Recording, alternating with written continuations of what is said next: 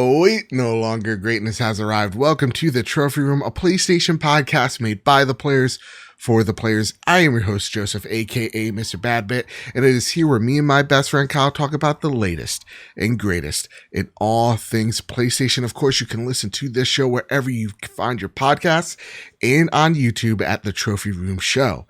And if you like what you hear, please consider dropping us a 5-star review on Apple Podcasts or plop us or follow on Spotify. Or if you really like us, you could toss us a buck our way over at patreon.com/PS Trophy Room. So with all that said, and with all that out of the way, the greatest co-host whoever is, whoever will be, Mr. Kyle Stevenson. How are you, sir? Doing fantastic. Do you like my nails? Oh, did you have the girls paint them for you? No, the campers. They were bored today, and we have a thing called CITs, counselors in training. They're like not old enough to be able to work with children, so she always has nail polish in her bag for some reason, and she was like, "Oh, let the kids paint your nails." Like, sure, whatever. We're bored. I don't care. So for audio listeners, they're like a silver? Purple silver kind of going on. Yeah, it's not bad. It's not bad. I forgot I had it when I went to go buy lunch today, and I go hand my card over. I go, oh yeah, no, don't worry about it, everybody. It's fine. Well, listen here, man. I want to first apologize to the listeners, audio listeners, viewers, however you get the show. We're a day late. That's my bad. We had some technical difficulties. They were all on my end. We usually record at Wednesday nights. This show's out each and every Thursday. But you know what? I'm kind of glad that we had these technical difficulties because we have a lot to talk about and we got our hands on some stuff. And when I say we, I mean me.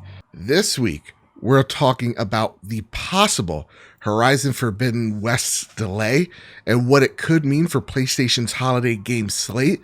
The PlayStation 5 beta has rolled out, and Sony has finally heard all of our pleas and given us an SSD solution for our PlayStation 5. I got my hands on said beta. I'm going to tell you my little impressions of it.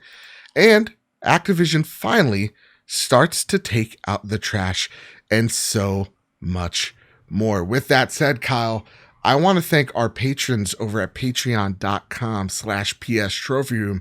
These are the true unsung heroes.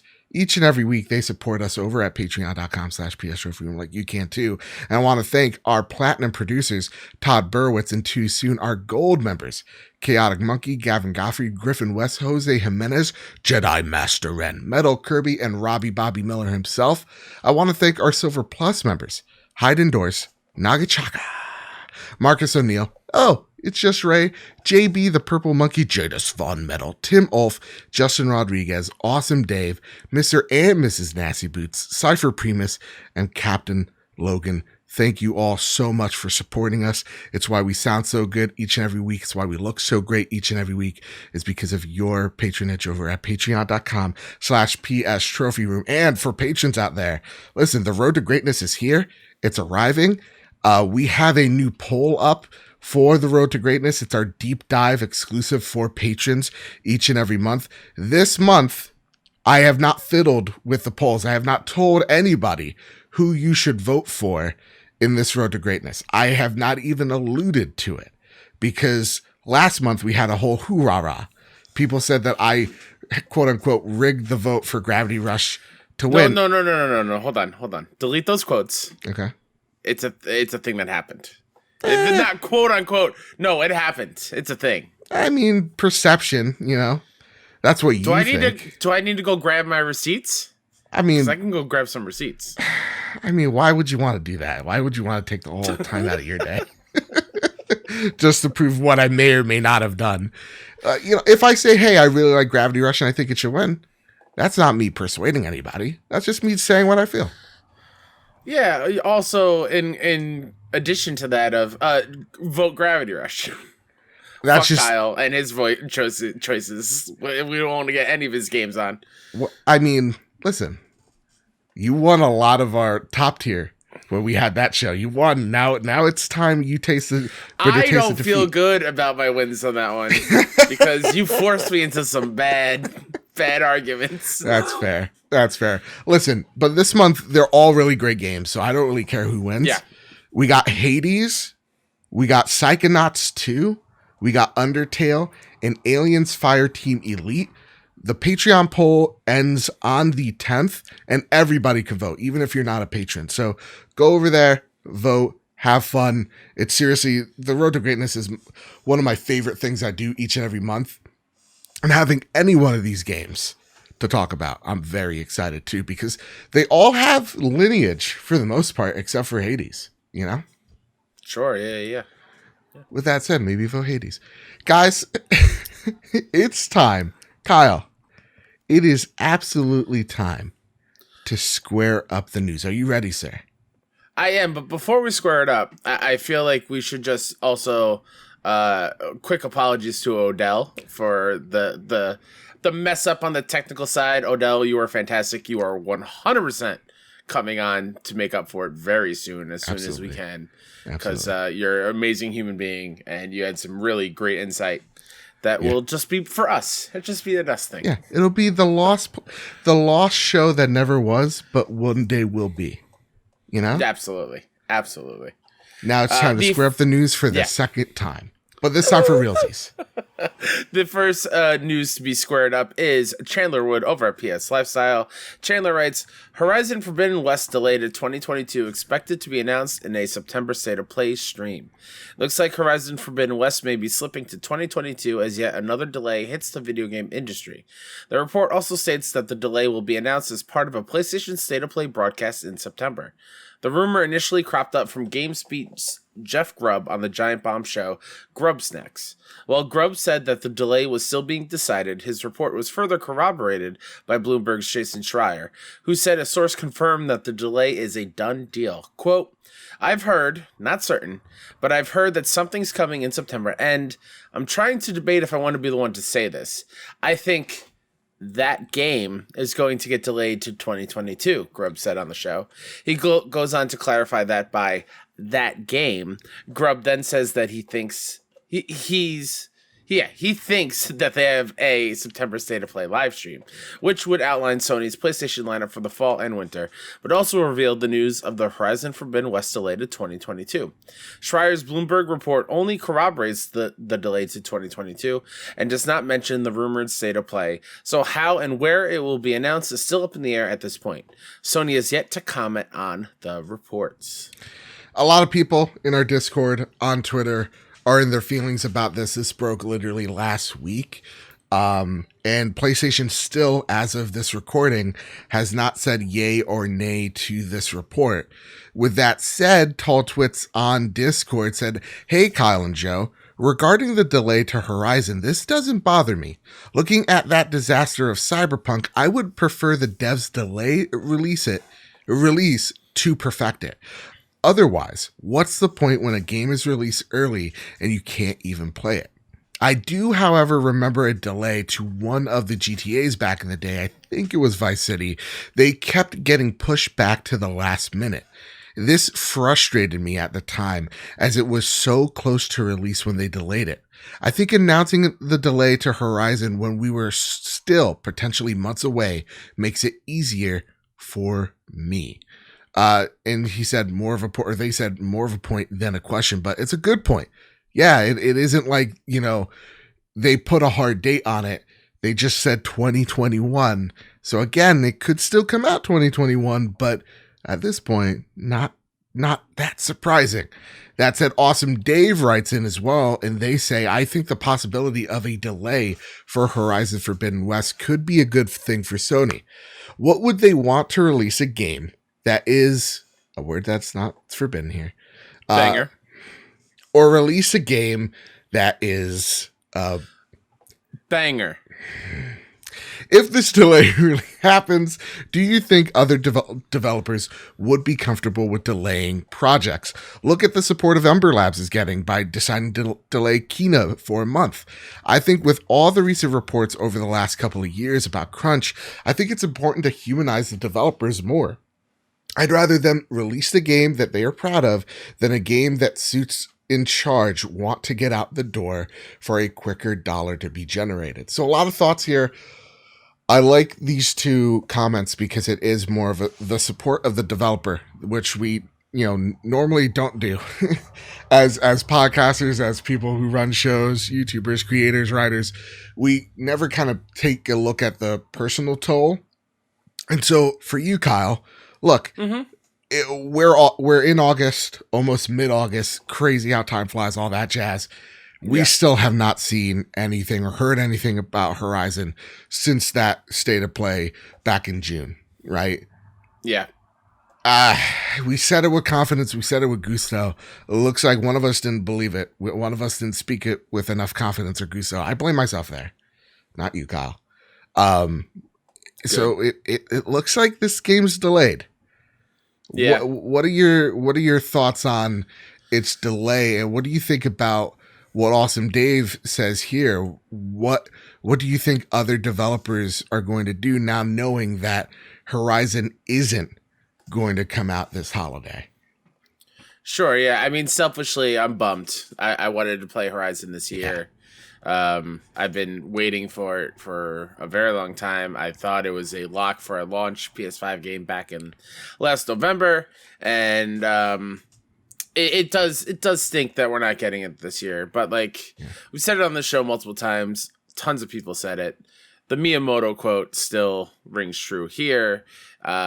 If it's going to really solidify into what Horizon will be for the future, and taking all those steps from the first game to the second game to make it even more great, I'm totally fine with that. I think a great example would be, I believe in the Last of Us Left Behind documentary, they were talking about how The Last of Us really came together and went from a great game to a amazing, can't put it down kind of experience, right, within the last month of development.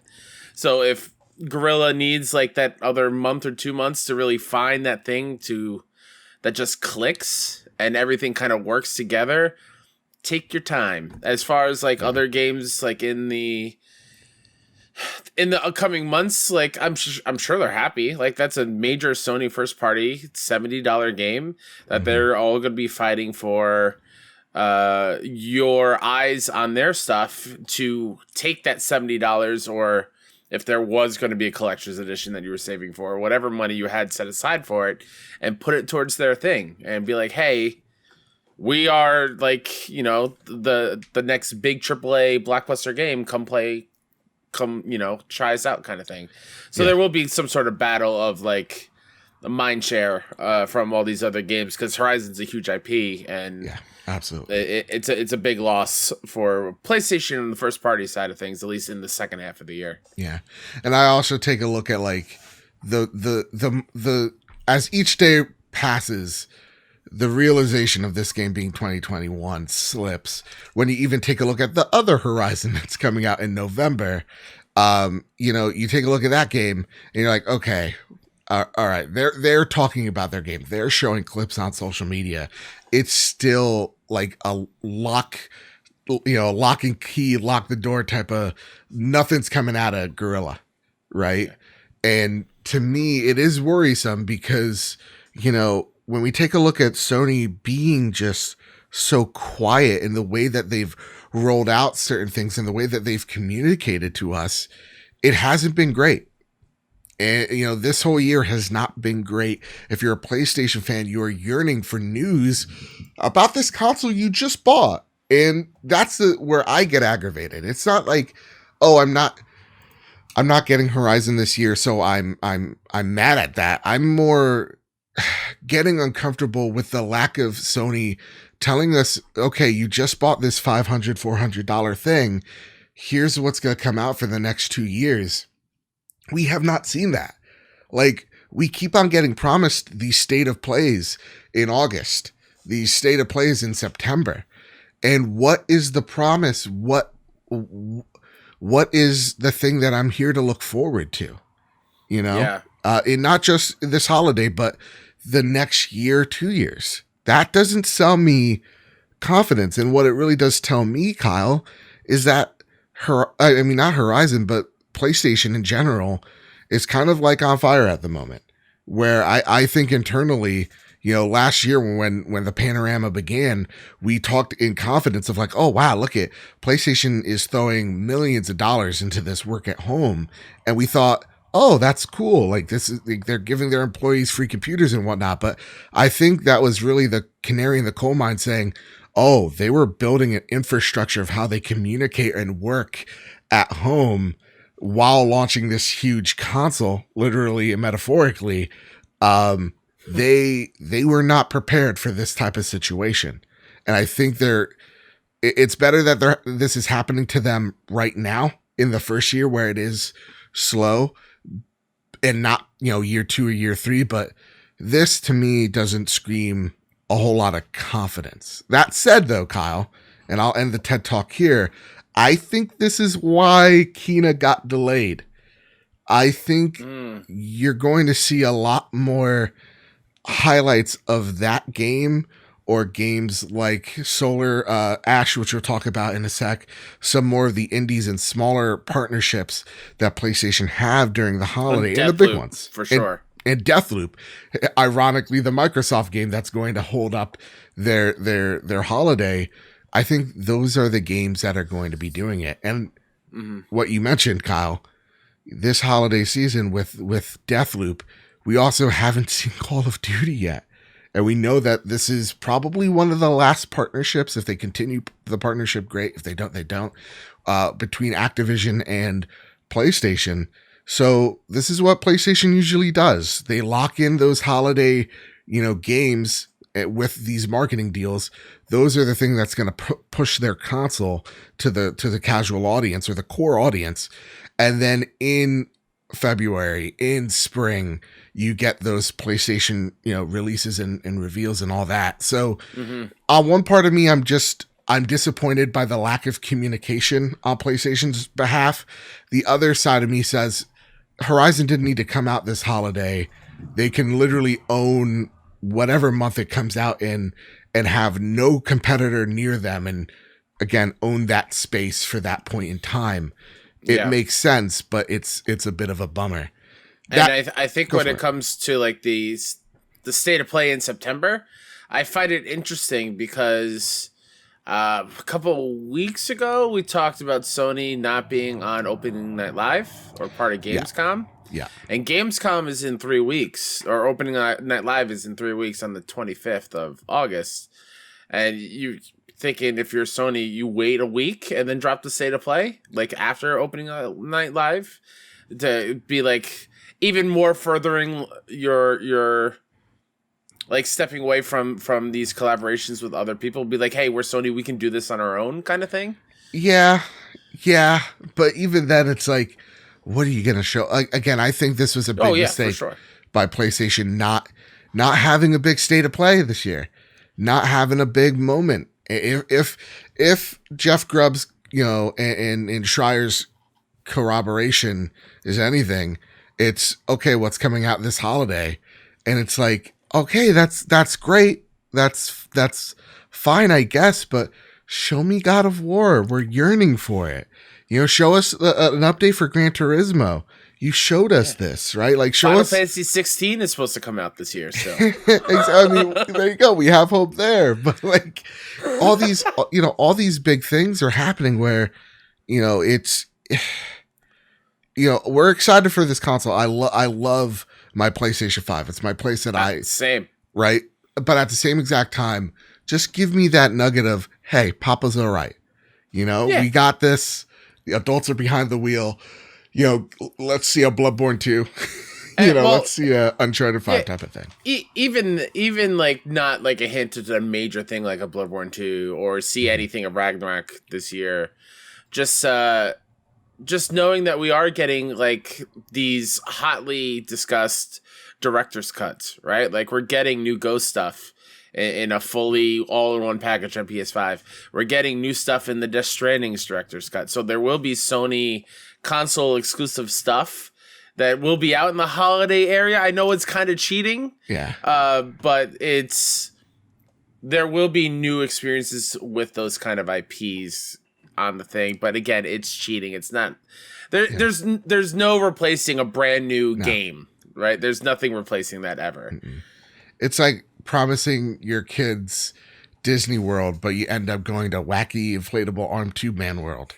It's like, or you're like, Mom, can I get the Oreos? Yeah. No, let's get the Walmart brand. Let's get the Oreo Hydrox cookies. Yeah, exactly. Yeah, and it's like, okay, Hydrox are great, but I want my Oreos. Exactly. Like, yeah, Ghost is great, and we'll talk about that in a sec. But like, it's still a game that came out last year. Death Stranding's still a game that came out 2 years ago, and yeah, there's gonna be a lot of people that haven't played those games for sure. But I've played those games, and maybe that's just me being selfish. But Marcus O'Neill writes in. He says, with Horizon Forbidden West seemingly delayed to 2022, that makes 2 first-party major releases, also next to God of War, pushed out of this year. Can we all agree that rushing out an unfinished game isn't a good thing for anyone? See Cyberpunk 2077. I feel bad for people that like that game. They're getting dragged through the mud here, but I can't help think that when these games were announced, Sony knew full well that God of War was never coming out this year and that there was a good chance that Horizon wouldn't either. They only said that they would hype up their new console to drive sales. Oh, sorry, they only said that to drive hype and drive sales. Am I off base here? If not, what are your feelings about this marketing tactic? I'm halfway with you, Marcus. I think when we all saw the God of War thing, we're all excited because we love God of War, but we all knew, right? In our heart of hearts, we knew that this was never happening. But I think with Horizon, Kyle, I think you can agree with me here. Definitely saw this as a 2021 game. Oh, 100%. I believe this even started off as a PS4 game. And so when they were like, oh yeah, it's a cross-gen between PS4 and PS5, as disappointed as I was at the time, I kind of understood it. Because it's like, yeah, you already started development on one game. Fine, port it over to PS5. Helps sell that console as well. I get it. Business is business. With that said, I do think Horizon was supposed to come out this year, Kyle. Yeah, same thing. Horizon 1 came out 2017. You had Frozen Wilds, I think, later that year, November, if I'm not mistaken, or maybe the following year. Yeah, November. Yeah. So it's been 4 years. So like that's plenty of time for a reasonable timetable for a sequel to come out. You gotta assume like towards the end of that the first game's release that they're already like in some sort of pre-production on what they can do in a upcoming sequel. Yeah. So it is a bummer it's not hitting this year, but what can we do, right? Yeah. I'll save my $70 for some indie games. Absolutely. And with that said as well, like we take a look at Halo Infinite, that was delayed a year plus. And it's, flight test looks extremely positive from what I've played and what I've been hearing on the social medias, right? So unless you're shooting watermelons, that game's looking and playing great. That said, delays are never really a bad thing. But it is just a bummer that, Marcus, I think you're right. Sony does it, Nintendo does it, Xbox does it, they all do it. They put hard dates or soft dates out there, right, to kind of test the waters, get everybody excited for something, and then just have people talking about it more. It's a marketing tactic to build up that hype. That is for sure. But I don't think that was the case for Horizon. I really think if this was a perfect world and everybody was an adult and got their vaccines like adults, we would have this game right now. But in the world that we're living in right now, it's sadly not the case. So I think you're going to expect this. I mean, Ratchet was supposed to be remember when they talked about Ratchet, that was a launch window game. It came out in June. So if it gets delayed by 5 months and it was supposed to come out in November, that means we're going to probably get it in February, March. And it is what it is. I don't know if I'm in the minority here. I don't mind the all hype to drive sales thing. I like seeing cool announcements like that. That makes that event memorable to me. Okay. Like ending on that God of War Ragnarok thing was awesome. I think back to that first games conference thing or the PS5 thing and be blown away. That was one of the best PlayStation shows since the year that God of War debuted, and Kojima came out on stage, and they were bringing Crash back, and RE7 was unveiled as VR. Like, that show was incredible. Yeah. And it's a lot of those things, a lot of those games in that were delayed. So, like, I don't mind the big hype to really make me more excited to own this thing. You want the acknowledgement that they're real and this is happening. Yeah. I got it. I didn't buy it for nothing, kind of thing. Yeah, I like got it. They're even if it's not like, you know, at a steady pace, eventually I'll get these things. Hey, Kyle, with that said, you know what we kind of got today? What do we get? We got our first PlayStation 5 major user interface beta. It's arrived. It's here. What a beautiful segue, by the way. That was beautiful. If I didn't say this was a segue, perfection. And before we get into it from the VGC info, PlayStation, what's going on? All right. We've been friends for a long time. I've been in your ecosystem since the beginning, pretty much. When I say that I've opted in to all marketing emails and it is there when I check, why don't I get them? Why do they not show up in my inbox? Huh? Where's my invite? I see Joe got it. I see our friend Kevin got it. I see Lord Cognito got it. Yeah. Where's mine, PlayStation? Where's mine? Closing in on 150 platinums. Where's mine? They said you have to earn those platinums. I have earned most of those. Okay? All right.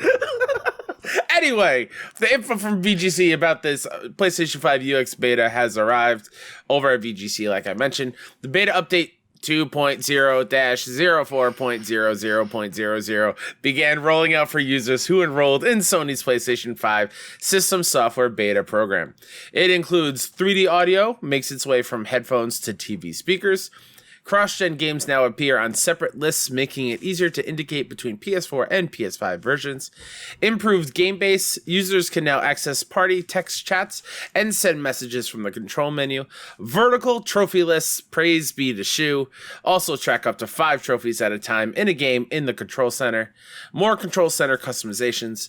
PlayStation Now choose streaming options and being able to fix problems with their connections. Also make it clear when a game is being removed from the PSNow service. And then the biggest update, PlayStation 5 internal SSD expansions are here and maybe a little complicated. Here's what you need to know. A new support page on the PlayStation website lists the M.2 SSD requirements in more detail. For example, 5,500 megabytes per second or faster is recommended, and the total structure must be no greater than 22 millimeters wide and 11.25 millimeters tall. Players may also have to attach their own cooling structure, aka a heatsink, to the drive while making sure it doesn't make the total structure too large. Sony stresses that Sony stresses that it, quote, cannot guarantee that all M.2 SSD devices meeting the described specifications will work with their console and assumes no responsibility for the selection, performance, or use of third-party products, end quote.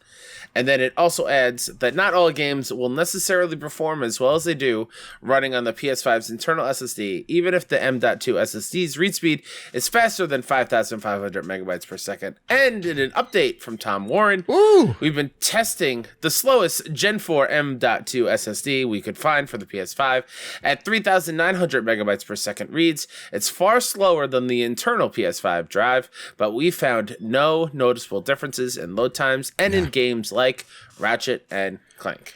So, a lot here. A lot about that SSD. Let's first talk about the 3D audio. So, this is huge on headsets. I love them. I love playing on my headsets when I'm playing games. I love the 3D audio. It's been fantastic for me. I have tried it on the beta. So, what you'll have to do is you go into the system settings, you go into your audio, and then what you end up doing is selecting 3D audio on TV. And what you do is you just sit down where you usually would play your game, hold your controller like you would if you were going to play a game, press cross or X if you're a heathen, and then your mic will actually pick up the sound on your TV. So they'll literally say, play at the sound you usually play at. And then these loud beeps will come at both sides of your speakers. It'll pick it up from the microphone on your controller. And that's how you get your 3D audio. That's how they measure your room's acoustics. Okay. I've used it so far. It kind of sounds muddied. I don't know if I dig it, but you do get the sense of, oh wow, I'm stepping on a thing like right in front of me. It does feel like that thing's in front of me. If I'm hearing something from the left, I do get an idea of, oh, it's like at the top left corner type of thing. It's a great idea in theory, but I can understand why it's still in beta because it feels like it's still in beta. That's fair. For sure. So for me, I would say take 3D audio off at the moment. Okay. Now here's the biggest one, Kyle, because we've been having this problem. Everybody's been having this problem.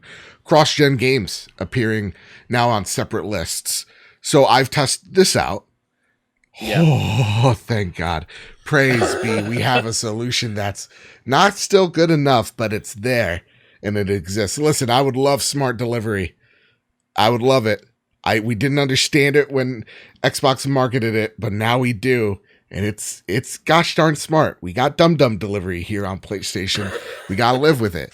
But putting games on separate lists, from what I've seen so far, because I've downloaded Plague Tale, Hunter's Legends Arena, and Spider-Man Miles Morales, they all choose the PlayStation 5 version first.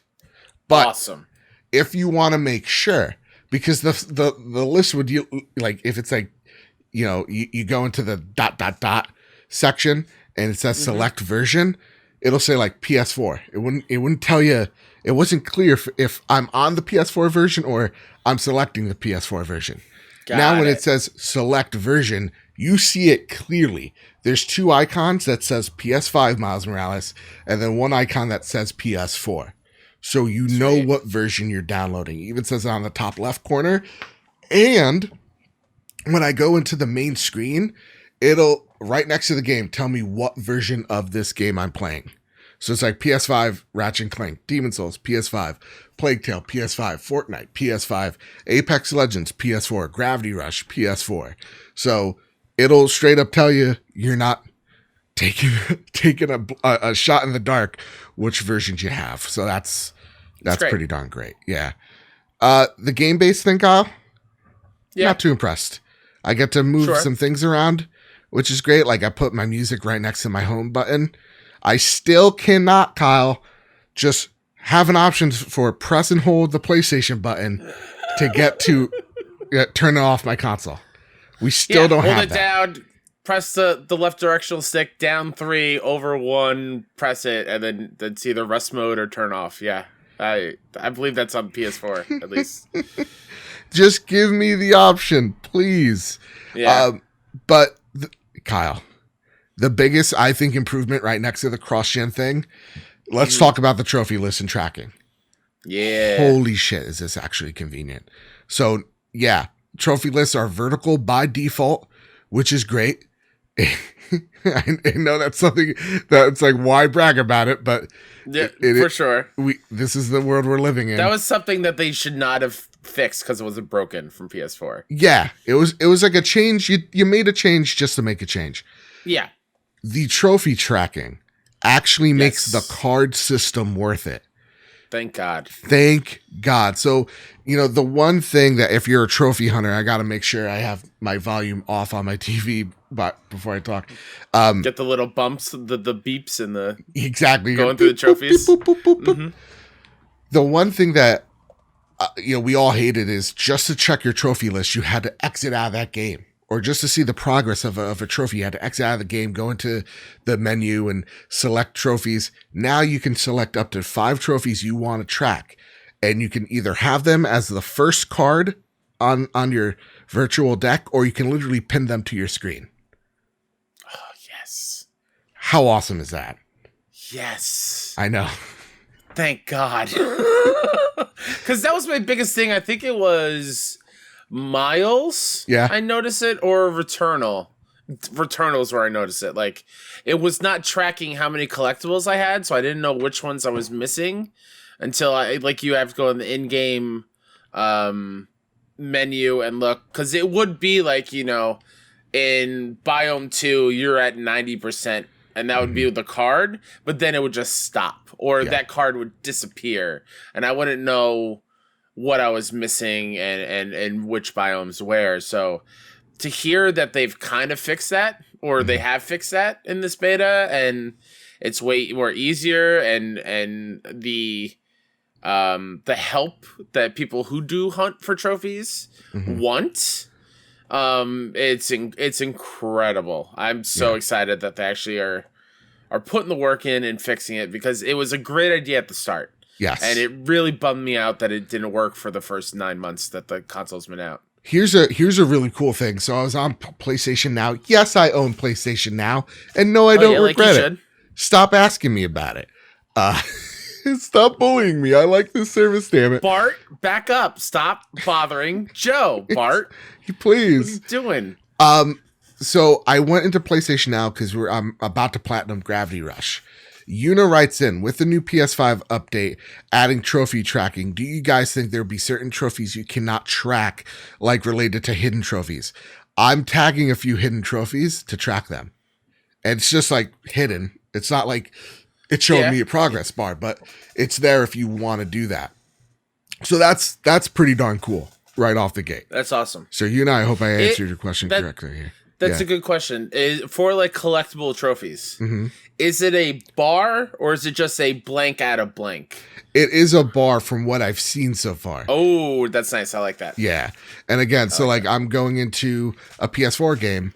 I've added a hidden trophy to Demon's Souls 3. And it's cool, because I expected this to be dumb, is it's for an individual game. So if I'm playing Dark Souls 3, it's tracking that trophy.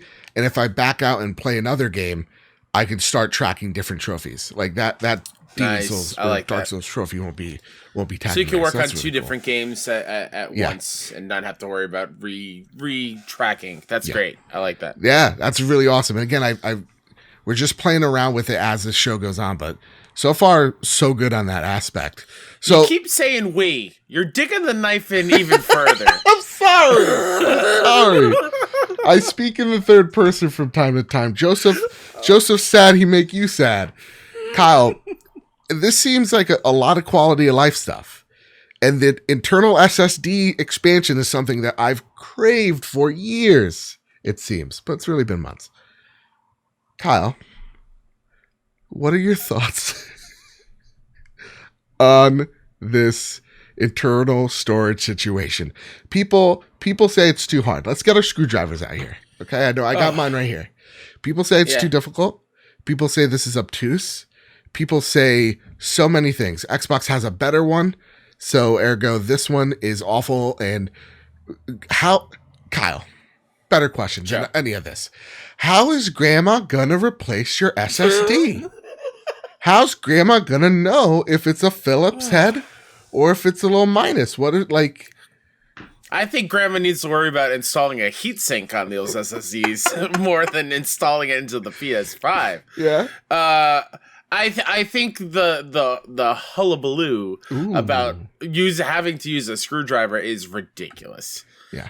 They've shown off how to do it when the PS5 was first shown off.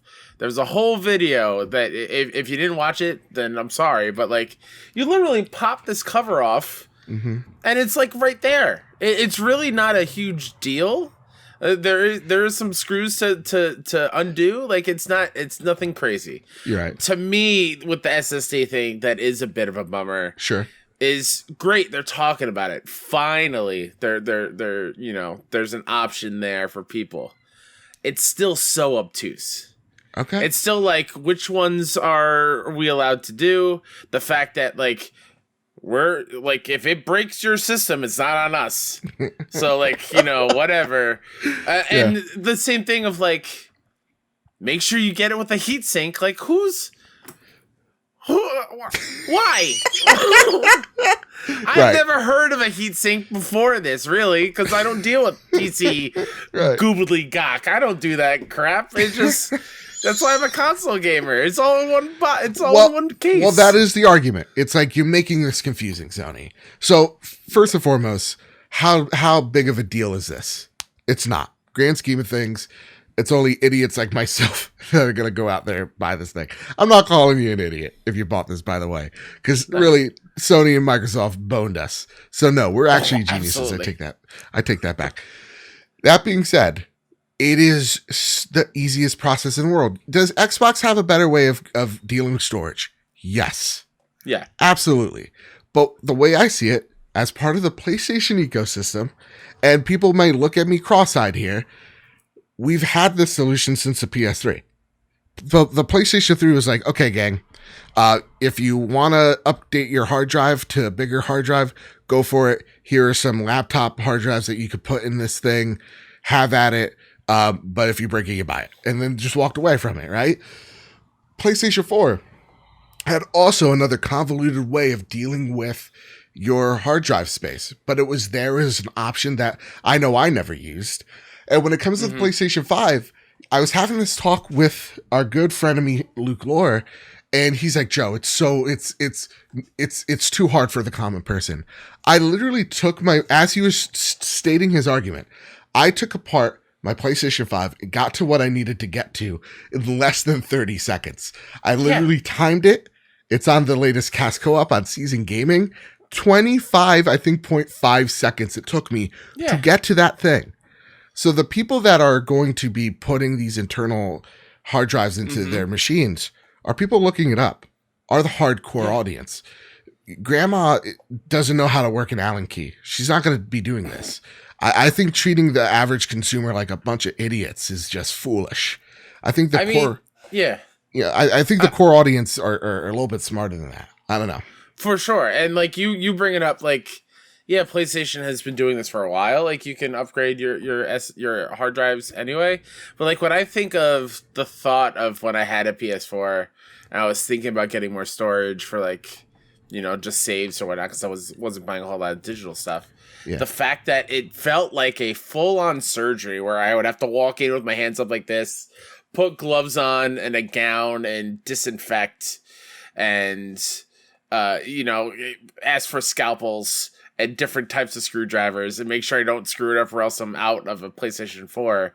This is so much easier and simpler, and you're not really anywhere close to all the really expensive things that make the PS5 run. Yeah. So it's way less intimidating here. Like PS4, PS3, you were like, all right, don't touch that because that's important. Make sure you don't, sever that wire over there kind of thing. Yeah. But it's definitely easier than what we've had, and it's really not all that bad. No, is it up to? Sure. And I think the thing that I have the biggest problem is in the way that they word it. It doesn't bode a lot of confidence in this solution. It's just like, hey, it's here, and go with God. And what people are finding is like with Tom Warren out there, we're testing it with slower memory, with slower SSD. And it's doing really well still. Like there's only a 10% dip. And when you're thinking 10% in like, let's just say Ratchet and Clank that loads portals in 0.7 seconds, what's 10% of 0.7 seconds? Unnoticeable. So for me, I'm just like, okay, this seems like it's a good solution, a decent solution. Yeah. I will say, they need to have a list of here are the hard drives that are going to work well with this. Like these are the recommended ones. We're seeing that already. Seagate, Western Digital have already come out going, here's our hard drives. And they're already selling out. Yeah. So let's also just talk about the price too. That's the other huge, oh my God. They are stupid very expensive. Pricey. So if you're looking at a 2 terabyte SSD, I think from Western Digital is one I looked up with the heatsink already part of it. It's like the price of a PS5 disc version. Yeah. Just for that SSD. That's insane. And here's the thing. For me, like I'm debating on picking up one because we do run a PlayStation show. So I feel like it is only right for us to cover. I definitely think it's needed, honestly, because the games are being updated all the time, and like game sizes are going to be huge. Right. So like we're going to need some extra space, so we don't have to delete. I think I only have like 10 games on my PS5 because the update files are so high. Yeah. Let me actually see how many I have. That's a good question. I actually think MLB The Show is like close to 100. Like way over. Oh boy, oh boy. I feel like it might be. I see 1, 2, 3, 4, 5, 6, 7, 8, 9, 10, 11, 12. Ooh, 13. 13. But in that said, I have free space 244. So I got some space. It's not that bad. But that's not bad.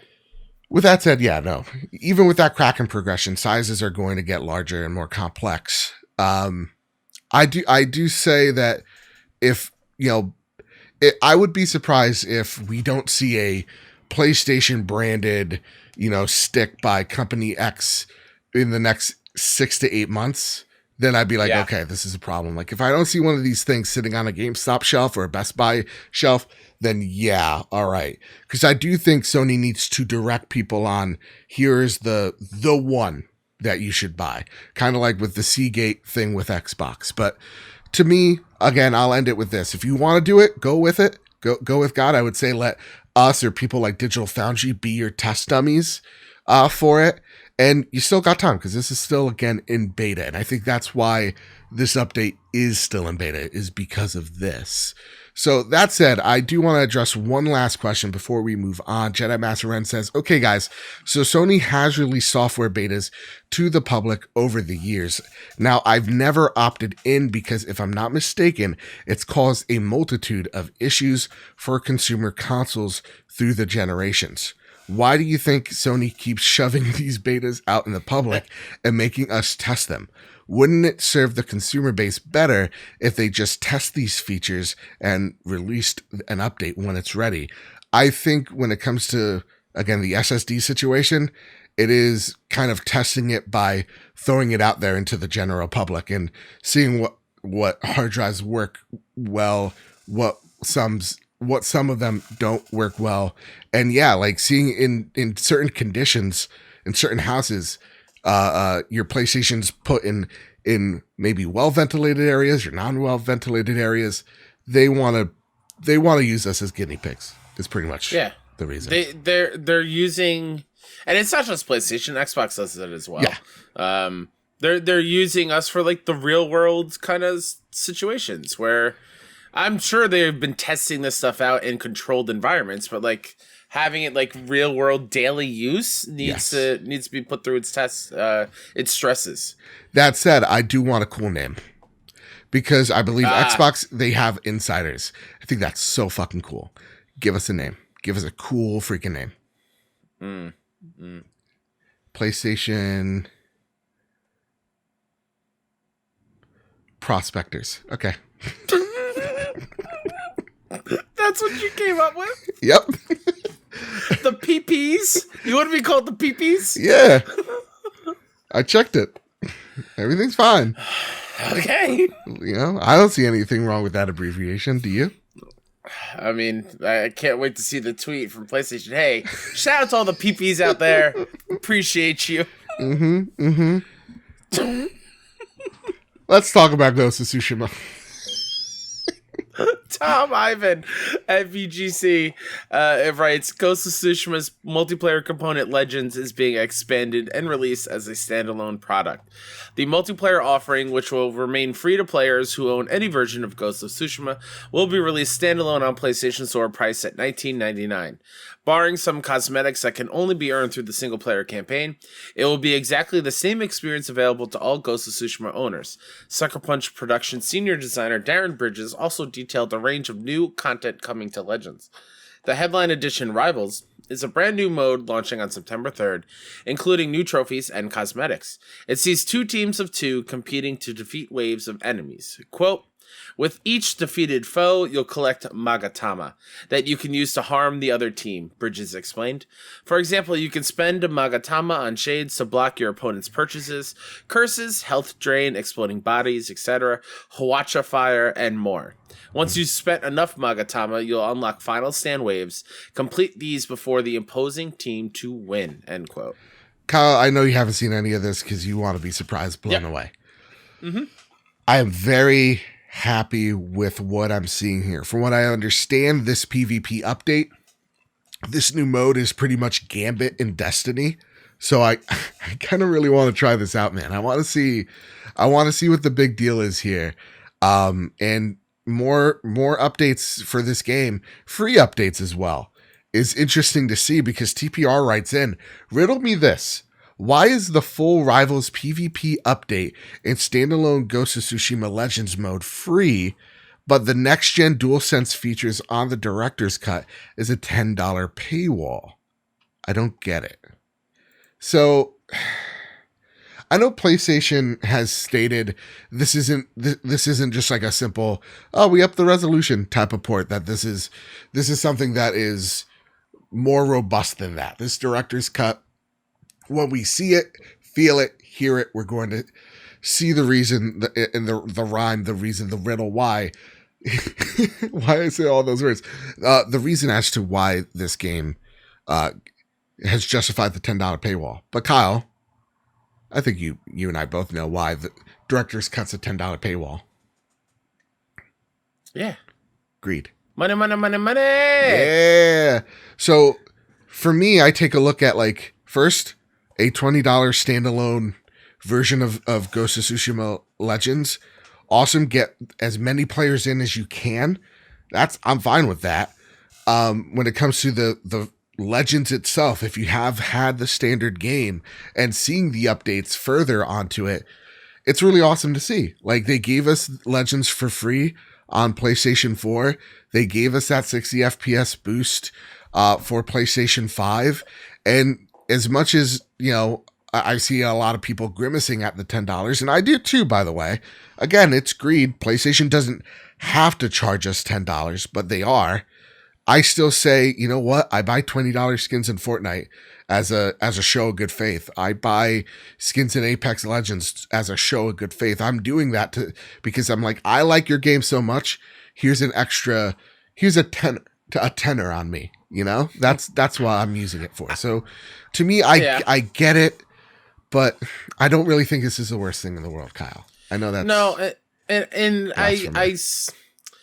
I understand that PlayStation is doing this for the money. I totally get it.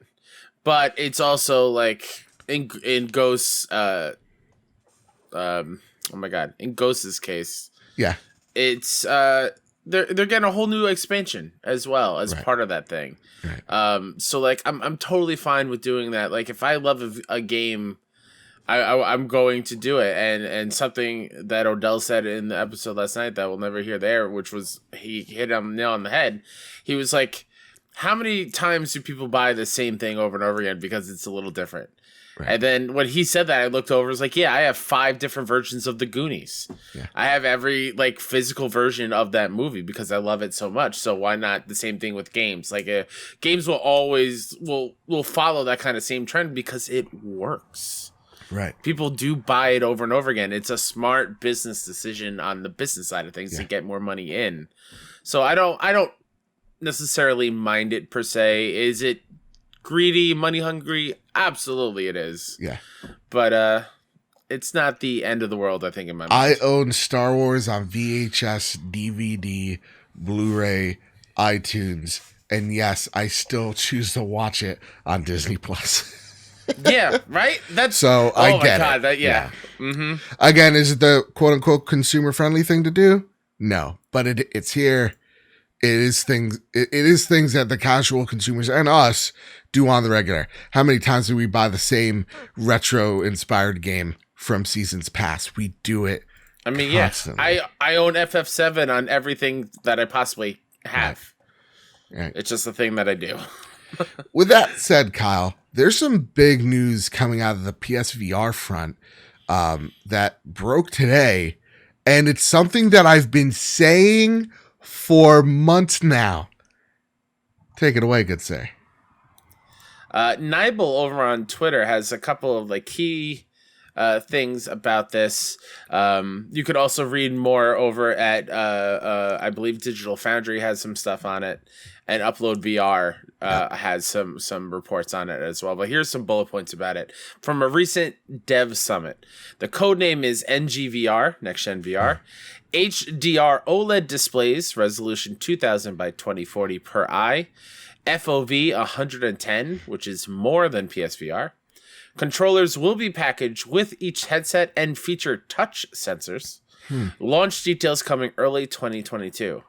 In addition, Sony is also interested in AAA hybrid games that can be played both with and without VR, similar to RE7, Hitman 3, etc., instead of VR experiences.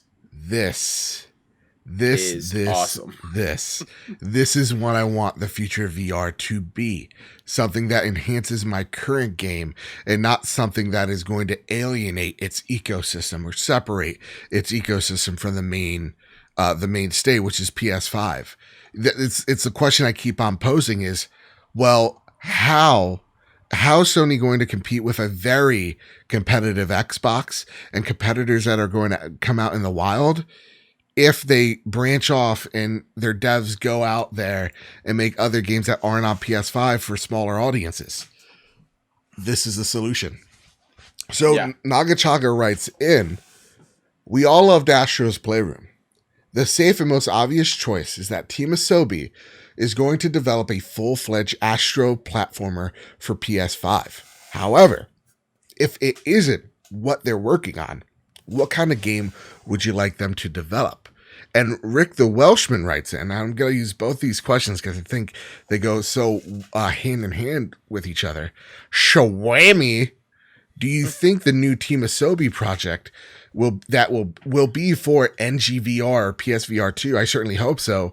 Astrobot Rescue Mission was sublime. And that's the thing. This week, Asobi has a new website. They're looking for engineers, coders, artists, you name it. They're looking for it for their next most ambitious title. Did you, real quick side note. Go for it. Did you see that sweet DualSense that they're giving out to employees? No. It is white, but instead of the black inside, it is a gorgeous metallic blue. Team Asobi is? Yeah, they're giving it to all the employees. I'm sorry if you hear clacking of a keyboard, but Team Asobi. And I believe it says like DualSense. Team Asobi on the blue part. Like it's so good. Let me see. Why can't we have? There's just some things that I'm jealous that, Xbox has, the PlayStation doesn't. It's like the little things. It really is truly the little things. Like, I want a custom controller hub. Is that too difficult to ask? It's on Team Asobi's official Twitter account. Man, that's slick. Doesn't that look so good? Yeah. That's really nice. I love it a lot. Damn, that's so dope. Again, that looks freaking sweet as all heck. That being said, though, back to the brass tacks here. What is the game that they're developing for, Kyle? Is it a PSVR Astro's Playroom? Because we all know it's going to be Astro, right? Yeah. They even tease it. It better be Astro. Yeah, Astro ain't going anywhere. It's even what Herman Hull said. So do you think this is going to be akin to Astro's Playroom VR? Or do you think this is Astro's Playroom and it is a hybrid PS5 VR game? I think it is similar to Rescue Mission. Okay.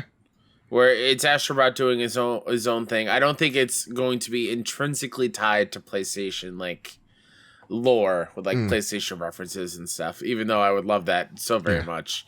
But yeah, I think it's just gonna be Astrobot doing some cool stuff on his own. Maybe a little bit of a story that's happening in this game. That's ideal. Just give me those Astro's Playroom levels, but make them bigger, make them like level World 1-1, World 1-2, kind of like just give me more of that, and I'll be forever happy. I'll play that game forever. Yeah, what I truly think it is, it's going to be a platformer that I could foresee this being sold separately, but bundled in the next VR, PSVR. The one thing that I want to point out here as well is that they say with this headset, the controllers are coming with it. So they're stressing that the controllers are playing a huge part. The one thing that we see with PSVR is that it's still working with this old tech, the old Move controllers. So seeing the new, the brand spanking new controllers, the touch sensitive and all that, haptic feedback, even in the helmet, that's really exciting me. But, and even from what people are saying, like Digital Foundry here that have seen the specs, they're saying that this is an impressive piece of tech. So Kyle, I ask you this once again. We're hearing that this is an ambitious piece of hardware. Is this going to be a premium piece of tech, or is it going to be like PSVR where it's affordable-ish? It's going to be the same price as the PS5, I feel. Yeah.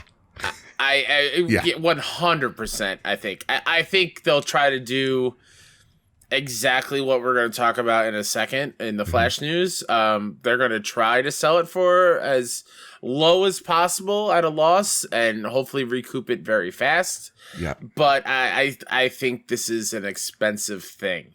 Yes. This is not a entry into VR on the console thing. That's what PSVR 1 was. This is the evolution. So this is going to be a little bit more pricier and a little bit more impressive, I feel like. I still think if people were put on PSVR 1, it's fantastic. It's immersive. I love it very much. It very much has that screen door effect. Yeah. So if this does not have that, and you are fully in it, and there is nothing to take you out, that is a game changer for sure. Yeah. And as long as pants are optional, wink, wink, nudge, nudge. Yeah. I think this thing's gonna do fine. Isn't this podcast pants optional? Because I'm pants optional right now. You're right. You don't know, Yeah, you from the waist down. You don't know if it's Party City. But the one thing I think, like seeing HDR OLED displays, I don't think we're gonna get that screen door effect. And so to me, all of what we've seen so far says that this is going to be a cool piece of tech, and I do think PlayStation wants to probably sell it at a loss, but at the same exact time, kind of dance between this niche set of hardware or premium line of hardware that they want to sell you on. So that's some PSVR news for you. Again, more PSVR specs. It's looking like a capable machine. I think the one thing that it needs to do, Kyle, and this may be very controversial because this is a PlayStation show, but I 100% expect this thing to also be able to be played on PC. It needs to be. I think if more PlayStation stuff wasn't coming over to PC, I would have called you crazy. Yeah. But the fact that they bought Nixes to help the porting go better and quicker. Yeah. There's more hope there. Yeah. That yes, it will also be able to run and I can play Half-Life Alyx on this thing. I'm gonna say also something crazy. I think this thing should also be wireless in terms of you could play this without a PS5. Like this could be whoa. Yeah. If we're going like $500, I don't want to be tethered. I could be able to play this in a living room or outside. I don't care. It could have a shitty battery life for sure, but I think having the most options for this thing to succeed is the most important thing for this thing to succeed. Sure. Again, I think that's the most pie in the sky, not going to happen, but I think the more plausible thing is we're seeing people buy Oculus headsets to play, the Half-Life Alyx game.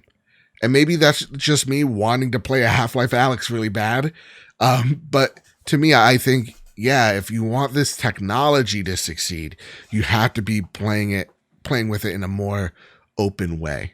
So sure. Yeah. That's what I'm going to say there. I'm not a crazy person for saying it, but it is what it is. And it's time for some flash news. PlayStation's investors call happened, and this is what we've learned so far. Most of this write-up comes from yours truly. Amidst a chip shortage worldwide, PlayStation has the components to hit their 22 million PlayStation 5 sales mark by the end of the fiscal year. PlayStation Plus has slipped from 47.6 million users to 47.6 million users to 46.3 million, with over 104 million active users month over month. An expected loss with more people going back to work. But to note, PlayStation Now has seen an uptick in users. An undisclosed amount, probably not a lot, but it is what it is, an uptick. Probably about 3. It's me. I re-upped it, and they're like... It's us. Yeah. There you go, trophy room. Over 70% of games sold were digital. The disc-based PS5, this is why I don't read the notes, is no longer being sold at a loss, with the digital PS5 coming in close to not being sold at a loss either. Now, these two last points come from Benchy Sales, a friend of the show. He says, Ratchet & Clank and MLB The Show 21 sales both exceeded expectations. PlayStation Studios is accelerating investment to strengthen production capabilities. Those 2 points, very interesting. I want to know, out of all these things, Kyle, what is the thing that piques your fancy? Joe, yeah. I'm repeating this from last night because it has to be said. Please. We've been doing the show for 3 years. Yep. I have been preaching. Yep. How important MLB The Show is to PlayStation Studios. And nobody believed me. Everyone pushed it aside. Yeah. MLB The Show is a top-tier PlayStation IP. Top tier in terms of dollars and how important it is to PlayStation Studios. And this just goes to show you that it's knocking it out of the park. Yes, it is also because it is on Game Pass and on Xbox, other consoles. But, like, it is so engaging and keeping people in it. New content is constantly rolling out. So people are, I mean, take me, for example. I put over 380 hours of this game already. Yeah. And it's only been out a few months. It's it's insane just how much I'm into this game. And MLB Show deserves that love and praise. And shout out to Sony San Diego. You kill it every year. And I'm happy that this worked out for you this year for sure.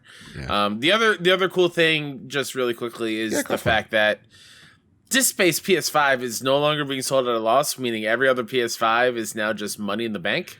Yeah. 9 months into this console generation, that is incredible.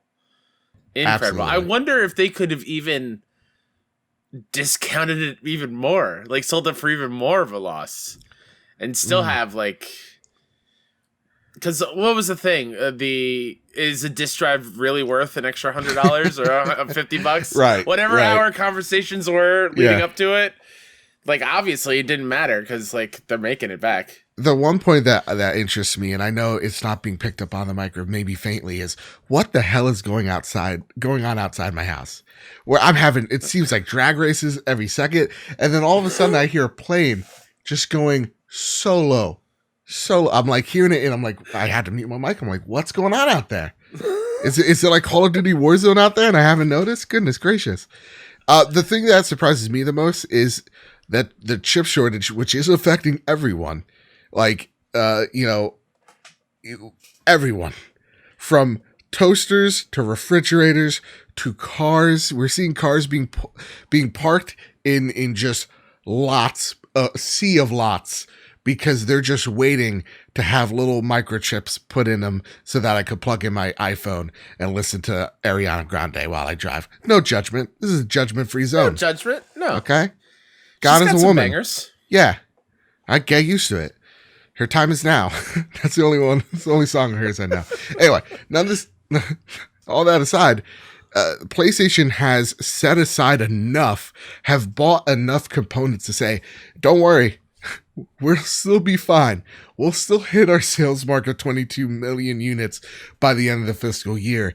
Is nuts. It's insane. It's just a bonkers thing to think about. The other thing, 70% of games being sold were digital. So everybody's buying that ugly version of the PlayStation 5, the one with the hump. And over here, I'm eating digital only, and it looks like a beautiful console. So I don't know why people are buying the disc version. Lastly, it does pique my interest, and I want to know you can soothe your PS5. He's petting it right now. It does not like to be told that it's ugly. It's a beautiful All right. piece of tech. Sure it is. PlayStation Studios. My humps, like Fergie. They love my humps. That's right. PlayStation Studios accelerating investment to strengthen production capabilities. Kyle, what does that mean? Does that mean they're going out there and buying a studio? Does that mean they're partnering with Konami to give us that Silent Hill, Metal Gear Solid, announcement that's just right around the corner we keep hearing? What is it? The first thing that comes to mind is the purchase of Nixes. Okay. Of allowing more PC ports to happen and be an easier way for them to get them over on the PC side of things. Yeah. I think that's what I think of with this. If this would be like another studio thing, it'd be weird to phrase it as a production capability kind of thing. Yeah. That's a good point. That's actually an excellent one. I like how you keep on bringing up Nexus and it keeps on making sense. It's like, more games are coming to PC. I think that, having a vertical line of distribution between your studios with an expert studio that works on PC, and having it work together with your individual studios is just such a smart thing. And they said it, they reiterated it. More of these games are coming. We're gonna eventually get a Bloodborne PC port. Trust me, you just gotta believe. But until then, I do think, when they announced that, Horizon did really well on PC. Days Gone did well on PC. These games are doing well on other platforms. Thinking about other platforms. Something that PlayStation folks need to get over that hump with. But I think it's everything. I think this is them saying, okay, we need to partner with Square Enix to make Forspoken, or partner with Square Enix to make sure that Final Fantasy 16 is very much a exclusive for an undisclosed amount of time. It's partnering up with Konami, making a Silent Hill, making a Metal Gear game. I think it's all of those things, making sure that you're porting your games over to PC as well. I think this is Sony saying we need to match the aggressiveness with Microsoft's purchases with an aggressiveness of partnerships between their second party, first party, and third party deals. So that's what I get when I hear that. I hear a lot of things being churned at the moment. So that's the sales numbers. Whoop-de-doo. We didn't get a check from PlayStation. I'm still waiting, Andy, any day now. I'm waiting for my mail, my check of $5 million. Wow.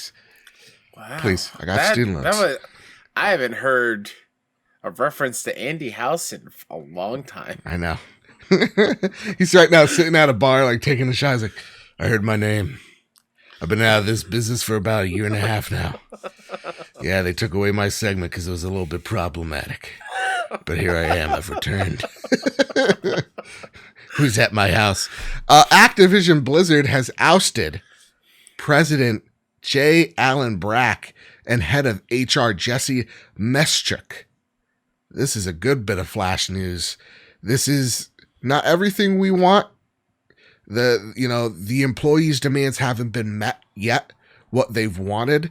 We are hearing reports that Activision CEO Bobby Kotick had a quote-unquote town hall meeting with over 2,000 Blizzard employees, talking about how they could improve the company.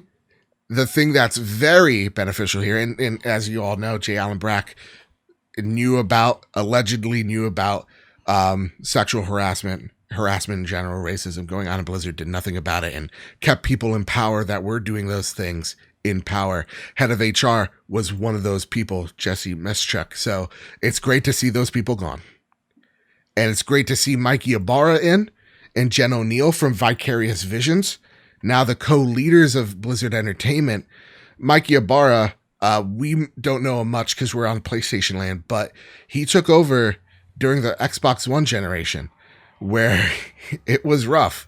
And, with the help of him and Phil Spencer, was able to turn that company around. So if anybody could take a sinking ship and start plugging holes, it's Mike Ybarra. If there's anybody that can, uh, uh, you know, disperse this fire, it's probably this guy right here. So I'm happy to see that. It's also happy to see Jen O'Neill, a woman of change, in this position as well. And I've liked what I've seen of Jen when last summer, I believe it was last summer, when Tony Hawk was coming out, and she was basically the face that was giving us the information for it. Yeah. And I love her personality. I love what she's all about, and could not think of two better people to kind of take over and really second F-bomb of the show. I'm sorry, moms out there. Earthy Cheese's mom, cover your ears. Fuck shit up over there and really right the ship and set everyone straight and really clean house. I know it won't happen, but Bobby Kotick, you are on notice. Yep. Even if it doesn't happen, just always watch your back, because we coming. Yeah. They're coming for you. Yeah. And also see, she's a woman of color. It's awesome. It's great. Yeah. This is great. Okay, this is some positive news. This is great. More diversity is always a positive. So yeah, I'm getting more comfortable. Activision, you're starting to make the right moves. Now, just give in to those employees' demands. And it's not like it's not a hostage situation. They're just like, treat us better, please. And I'll be comfortable again. You're getting me there. So awesome to see. The next up on the Flash News is the Annapurna Showcase has revealed 2 PlayStation games that are going to be coming sooner rather than later. Solar Ash, a game that I've been very excited about, coming not August, I wish, October 26th. In Stray, we saw a 5-minute demo. Stunning, Kyle. Stunning. Early 2022. Yep. Technically, if I'm not mistaken, a delay, but my goodness, this looks fantastic. I know you're a sound guy, and I think watching that Stray deep dive, I was so impressed by the music and the sound design in Stray. Both look awesome. I think that showcase was incredible from indie side of thing, and those 2 are an easy standout, and I'm very excited to play them. Yeah. Now, today as well, again, they're kind of thinking this was delayed because PlayStation revealed more information and some upcoming games, indie games coming to the PlayStation ecosystem. First off, Axiom Verge 2 shakes up the formula. I've never played the first Axiom Verge, but apparently there's like a hook shot now. That looks pretty darn cool. That's still slated for 2022. And the cool thing is, he's really putting all the love of the PlayStation version in here. So like, he's putting in game help. He's taking advantage of the haptics. He's taking advantage of the adaptive triggers. So this is really awesome. And this, from what I've seen, looks like an awesome Metroidvania game. What I love about Axiom Verge 2, this is from a previous dev diary, I think during Day of the Devs, during Summer Game Fest. You can run past bosses. You don't have to fight them. You can be the pacifist route and just bypass bosses, and you'll be totally fine. You won't miss anything. That's cool. I love the power of choice in such a old school kind of game. Yeah. Like it's really, really great. It looks awesome. One guy's still making it. He could hire a whole team. He's like, this is my vision and I must do everything. Bewitching Crafting Adventure Witchwood comes to the PlayStation 4 and PlayStation 5. I honestly did not get to check out this game, but it looks colorful, it's cute. Gorgeous. Yeah, it looks really great. We got Soul Cressa revealed. Platinum Games 36 years in the making space shooter sequel. This looked like a straight up phone game, Kyle.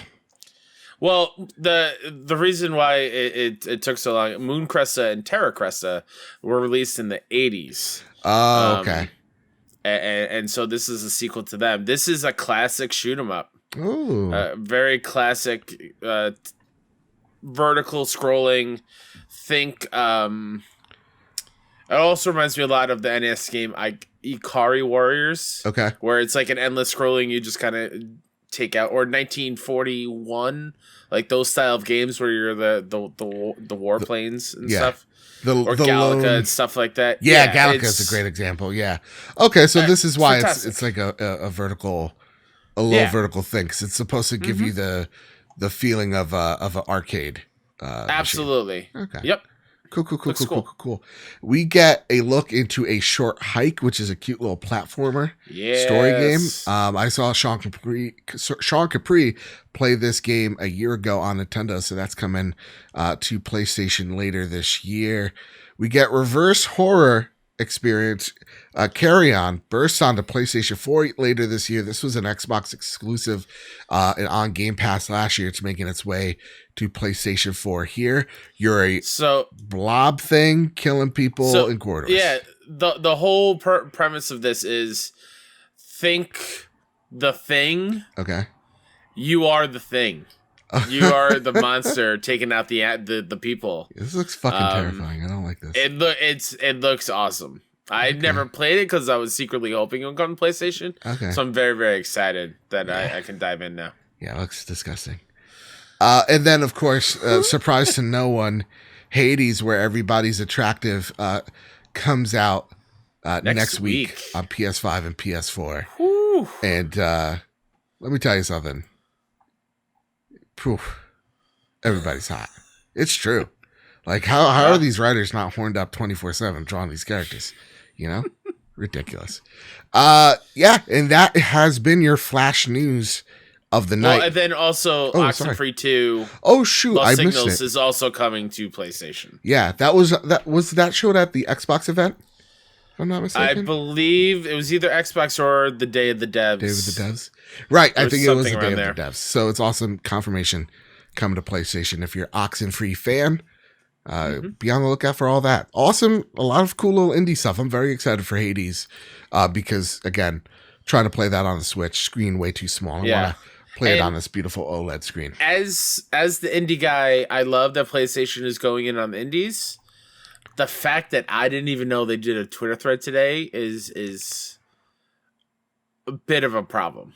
Yes. Again, this goes with what I've been saying, Kyle. Something's on fire, right? Someone left the stove on. I would much prefer a indie state of play every month. Right. Or every other month or something. I think that would go a long way for these games. Yeah, like, dude, you're 100, and the fact that I missed some of these should be telling. Now, of course, I had a busy day, but like, nonetheless, like, that's a problem. I'm sorry, PlayStation. Talk to us. Blog posts aren't going to be the thing that carries these games. They're not as powerful as you think they are, and I truly think that communication is in a bit of disarray, and they're still kind of gathering themselves, and hopefully they can sooner rather than later, because I think indie games like these deserve more justice than a blog post for a morning. I totally think you're right there. I want to just thank everybody for killing it this episode. Everybody gave some amazing questions this week, and they all related to the stories that we had. So I want to thank everybody for sending in your questions, being so amazing, because the Sony Pony Express this week, Kyle, absolutely empty. There ain't nothing here. And again, I love it.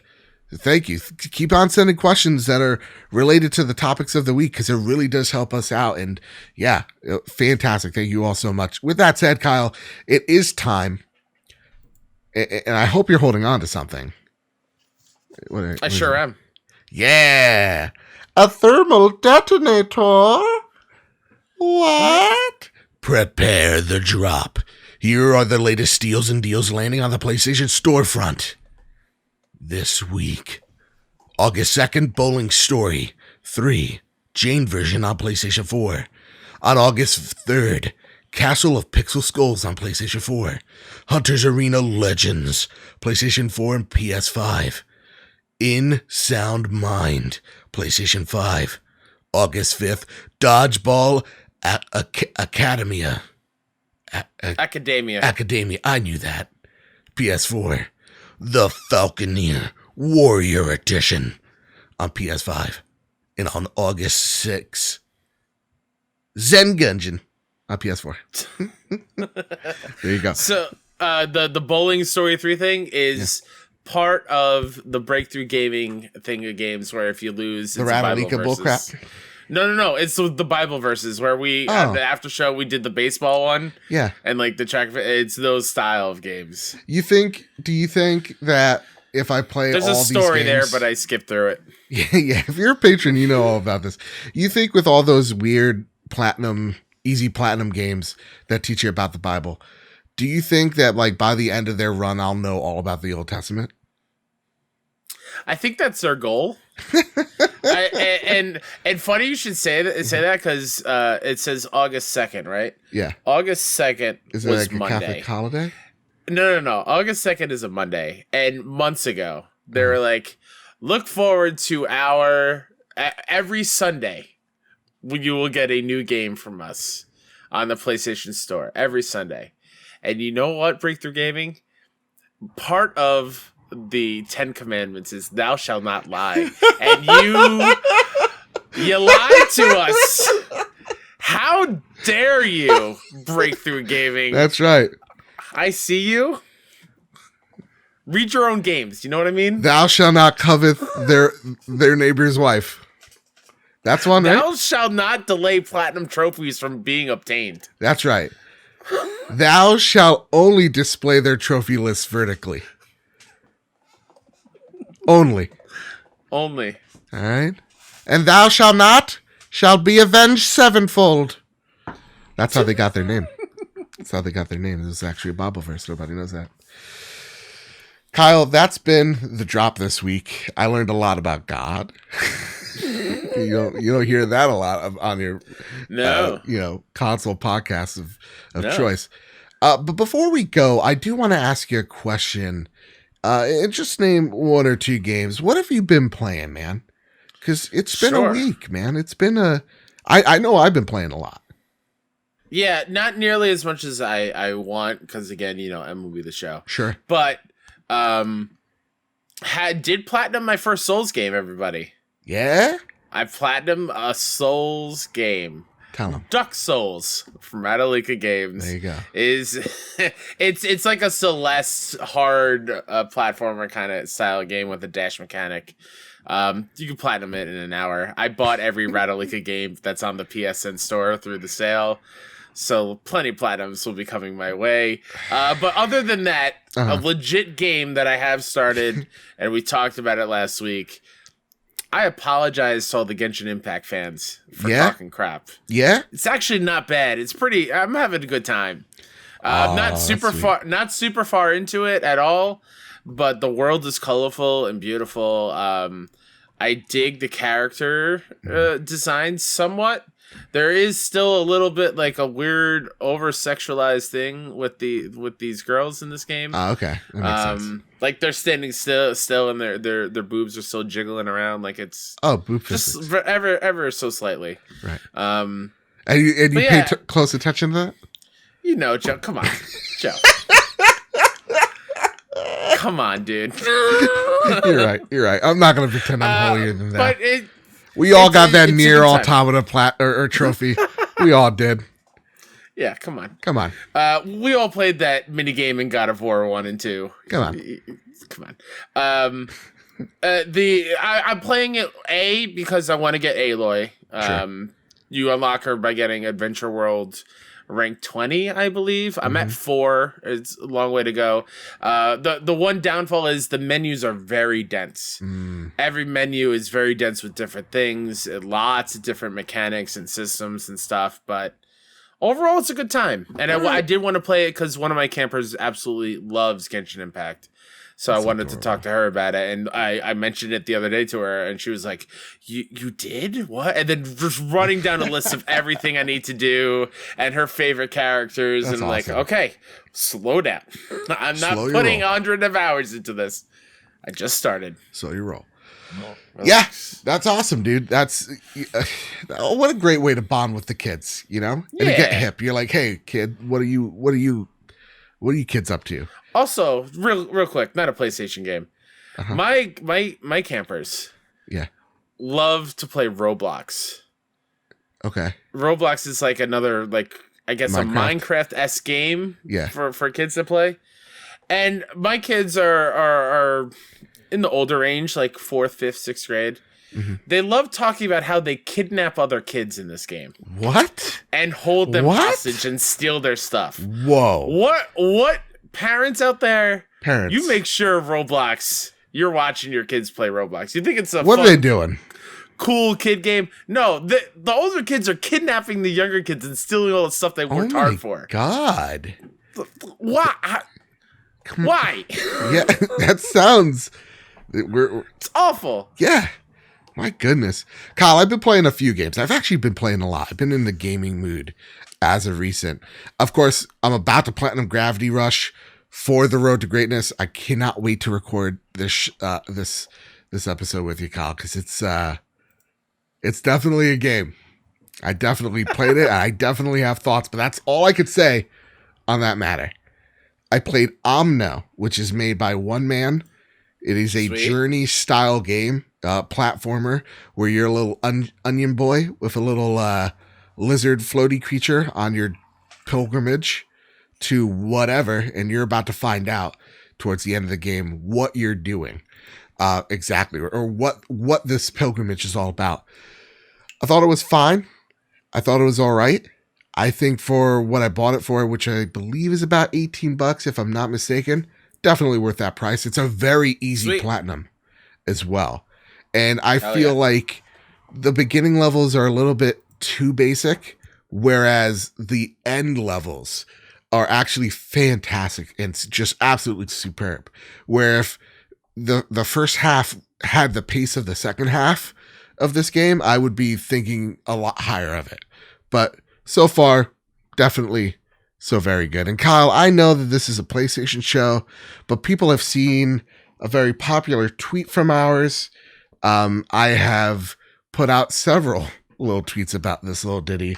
As y'all know, as much as I love PlayStation, there is a special place in my heart for a green little astronaut with a space gun called the Master Chef. Okay? Now, the Master Chef and I go back quite a long time, and I believe he's an angel of some sort, right? Kind of like a paragon of man. It's really stupid. It doesn't make sense. Thanks a lot, Halo 4. Anyway, here's the thing. Played Halo Infinite, and my goodness gracious, I am kind of happy that I'm not competing with a lot of games this holiday season, because this game's going to take up a lot of my time. Playing it on the new LG screen that I got, the sound's just absolutely incredible. The gunplay is terrific. The map design, for the most part, is also what so many old school 360 fans or Halo fans like Halo 3 and Halo 2 fans are really going to appreciate what 343 has really done. And I want to congratulate them. I know this is a PlayStation show, but again, oftentimes we get on, we see PlayStation shows and they're just trashing an Xbox, vice versa. And we're not that type of show, nor will we ever be. I just want to give a great thanks to all the people that worked overtime through the weekend so that my dumb self and my other friends could lose sleep playing and having fun, killing bots all weekend long. So shout out 343. You really did it. You're doing it well, and I have faith in whatever Infinite has to bring. So that's what I've been playing this week. Next week, oh boy. By the time next week's show comes out, will we be playing Hades, Kyle? I hope so. I hope I am. Because I want another roguelike. Like, with the introduction of Returnal, I'm super excited to see what Hades is going to bring. I think it comes out the 13th. I believe. Let me give it a good. If that is the case, we still Google search. We'll be, as that episode goes live, we'll be on the eve of something great. I mean, yeah, the 13th. So like, now you know why I was so excited to wait for it to play on my OLED. Yeah. It's going to look gorgeous. It's going to look on our absolutely TVs. Nuts. Absolutely nuts. I can't wait. I really can't. August is just filled with so many amazing games. That being said, Kyle, listen, what an awesome Take-Two episode that we had out here this week. I want to thank our guest that really took time out of his day to come on the show, but because of technical difficulties, we were not able to have him on. Odell Harmon Jr., a fantastic human being, fantastic and talented person. Go check out his work. I'll even still link it in the episode. And Kyle, thank you so much as well for sticking by me in the past 24 hours as I have been a wreck, because I often feel like when I do these mess ups, I not only waste my time, but I waste yours, and I disappoint people, because there are people like, hey, Joe, like they added me, they DM'd me, and I don't mind it, by the way. I don't mind it one bit, but they're like, hey, where's the episode? I'm like, I know, guys, I goofed. I done guffed. So I hope we made it up to you by having a really awesome episode of the Trophy Room, a PlayStation podcast. I think a way you can spin that, honestly, is that you have been so on top of making sure that it is so consistent. Yeah. That it is so important for people to get it on the Thursday. And so the fact that when that one slip up happens, the rare occurrence, it actually is noticed. Yeah. Which I think is pretty cool. Yeah. So like there should be some sort of like a little sweet to the sour that is a technical mix-up kind of thing. Yeah. No, I think that's great. Because, my mission is to, like, I have an episode out 6 a.m. EST on Thursday. And if I don't, I get a little panicky. But things happen, though. When I was legitimately, Kyle, when I was thinking about doing this, I was like, well, I guess I'll do a solo show. I tried to do the intro, and then I literally stopped because I was like, nope, I can't do this without Kyle. And I was just like, what am I doing? It's midnight. It's time for me to go nap. Yeah, so. You had an important interview, which we'll talk about in the post-show. Absolutely. So again, thank you so much for putting my mind at ease. Thank you all for watching, listening, however you consume the show. I do want to give a shout out to one review, a 5-star review. We read all of our 5-star reviews over here on the Trophy Room as a thank you. This title is, "This podcast could have saved my marriage. My wife left me due to the lack of bangers in my life. And if I would have listened to this banger of a podcast while I was with her, maybe she would have not left me. She took my car, my house, and the dog. But the one thing that I do have is this banger of a podcast with Joe and Kyle." Until she shuts the phone off. Thank you so much, Goofy Gamer. I don't know if this is just Awesome Dave's alt account. Nonetheless, Goofy, thank you so much. And thank you for joining the Discord as well. Everybody, make sure you join that Discord. Link in the description. Kyle, is there anything you'd like to highlight before we get on out of here, brother? Sure. You can find me on Twitter and on PSN and on Xbox at Mr. K-Step. So follow me over there. Check out all the indie game coverage I do over at 61indie.com. That's SIXONEINDIE. Same thing on Twitter, Twitch, YouTube, Instagram, all that fun things. This weekend, the 61 Indie crew will be at Play NYC, which is a cool little indie gaming convention. So if you are going there, I believe it's $25 to go. Full vaccinations are required, I believe. Nice. If you see me there at the show, come say hi. I would love to see you and chat.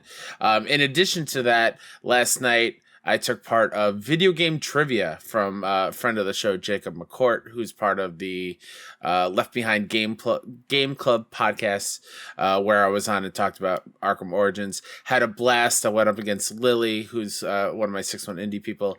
That VOD is live, so go check it out. And we were playing for a charity called Women in Gaming International. Oh, so awesome. If you have some money, donate some there. I believe we hit over $1,000 while we were streaming. Nice. So yeah, it was a great time. So go check out that chaotic episode.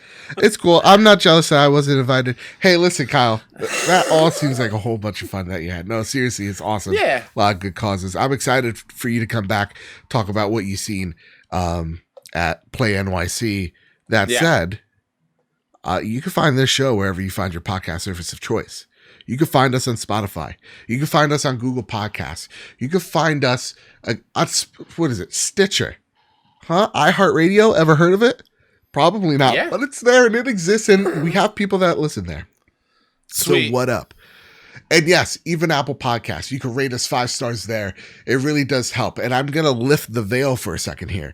It helps us in terms of getting our podcast to chart higher than other podcasts, which gains visibility, which means if more people see us, more people listen, the big old family that we love keeps growing and growing. So it really does help us out by rating the show 5 stars. And Kyle, we have over 237 reviews worldwide. Whoa. Yes, it's That's nuts. awesome. And like in terms of how much this helps, we're the number 32 podcast in Great Britain for video games. We're the number 105 in Apple Podcasts for Great Britain. Canada loves us. We're ranked 125 in Canada. What up, America's hat? What up? You know, so when I say it, I mean it. It really does help us out. And this is by missing a show too. We were still on these charts. So it helps a great deal. And yeah, thank you all so much. Find me over at Mr. Badbit. Find the show over at PS Trophy Room on Twitter as well to get all the updates. And maybe we'll let you know if things get late, things get delayed, whatever the case may be. Also, we don't know when that state of play happens. So, you know, be on the lookout. Follow us on Twitter to get those updates. With all that said, and with all that out of the way, everybody, keep your wits about you. Keep hunting and keep playing PlayStation. See y'all. Love you.